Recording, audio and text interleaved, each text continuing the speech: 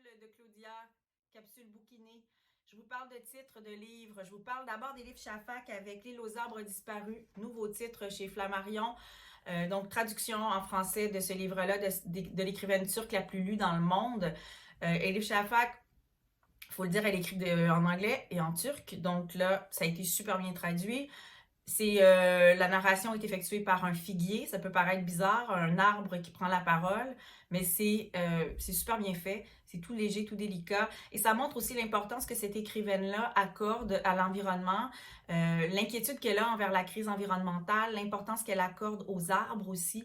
On en apprend beaucoup, beaucoup sur les arbres, sur leur capacité incroyable, leur intelligence même, le fait qu'ils ressentent des choses, qu'ils envoient des signaux aux autres arbres, par exemple, pour les avertir d'un danger. J'ai trouvé ça brillant, brillant. Donc, on passe, mais c'est pas le sujet principal, mais c'est là toujours en filigrane, ce regard à l'endroit des arbres, de leur vie, de leur importance aussi. C'est surtout l'histoire d'un couple qui s'aime en cachette, un couple de jeunes. Lui, attendez, je l'ai écrit ici, lui, il est grec et elle est turque. On est sur l'île de Chypre en 1974. Cet amour-là est impossible, c'est la guerre, ils sont divisés. Un couple homosexuel possède un café, il leur ouvre la porte et ils peuvent s'aimer en cachette. Un jour, la femme du couple tombe enceinte, ils vont déménager à Londres et ils auront une jeune fille et on découvre la vie de cette Ada. Là, elle a 16 ans et on la découvre à Londres dans une période plus contemporaine, donc plusieurs années plus tard. Et donc, sur 2 temps, cette histoire-là s'effectue et c'est un regard sur plusieurs choses. Donc, on a l'environnement. Elif Shafak est une écrivaine écoféministe, une écrivaine qui a dû fuir Istanbul avec son mari qui est journaliste. Ils ont dû fuir parce qu'ils se sont opposés au régime autoritariste d'Erdogan, un régime qui s'opposait aux droits et libertés, à la justice sociale, à la diversité. Donc, en prenant position à travers leurs idées, leurs réflexions, leurs livres, ben, ils ont dû fuir et être même sous protection à un certain moment quand elle a fait paraître la Bâtarde d'Istanbul, entre autres. J'ai adoré Les Noirs qu'elle a écrit lors de c'est ce qu'il y a de plus autobiographique dans ce qu'elle a fait après la naissance de son enfant, son premier enfant. Elle a fait un choc, en fait un postpartum et elle se révèle beaucoup dans ce titre-là. Alors voilà, allez lire ça, un regard lucide donc sur la transmission, sur la guerre, sur ce qu'on porte comme cicatrices, les cicatrices, les plaies de nos ancêtres qu'on porte encore. Le rapport père-fille est super présent aussi dans ce livre-là. Un regard sur la crise environnementale, sur les droits et libertés, évidemment, sur l'identité de genre. Bon, c'est profondément sensuel comme tout ce que fait Elif Shafak, qui est, ma foi, galvanisante. Je l'ai déjà vu, je l'ai interviewée d'ailleurs. Allez lire ça sur la revue leslibraires.ca. J'ai aussi parlé d'elle cette semaine à l'émission Plus on est de fou, plus on lit. J'adore Elif Shafak. Quelle femme grandiose, magnifique, généreuse aussi.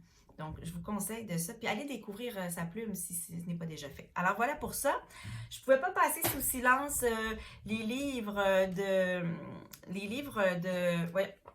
d'une compagnie, c'est Gala Édition qui fait ça.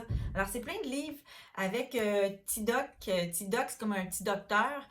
Puis, il traite de plein de sujets pour informer les enfants.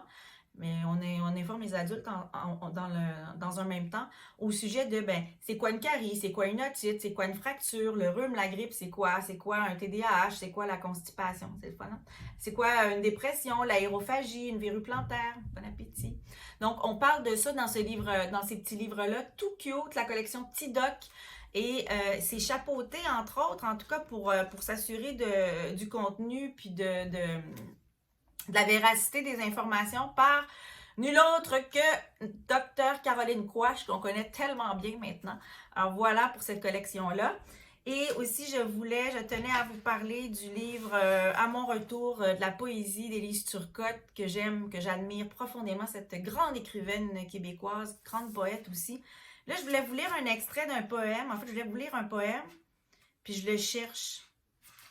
Je le cherche parce que c'était le poème février. Puis là, on dirait que je le trouve pas. Mais, ah oui, il est ici.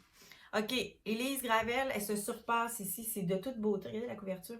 Elle parle de perte, de deuil, d'existence humaine. Qu'est-ce qu'on fait? Qu'est-ce qui justifie notre présence sur Terre? Qu'est-ce qui justifie les inégalités sociales, la bêtise humaine parfois, puis on en voit, puis encore plus que jamais ces jours-ci. Tout est dedans, ce titre-là qui est formidable. C'est paru au Norrois, février, donc je vous lis.